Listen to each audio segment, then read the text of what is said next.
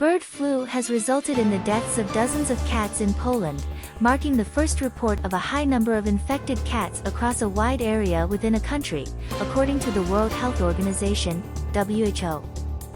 Polish authorities notified the WHO of unusual cat deaths on June 27, and subsequent investigations revealed that 29 out of 47 samples tested positive for bird flu or avian flu.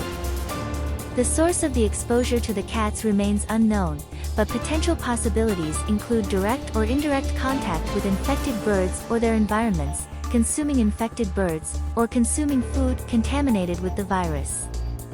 The affected cats exhibited severe symptoms such as difficulty breathing, bloody diarrhea, and neurological signs.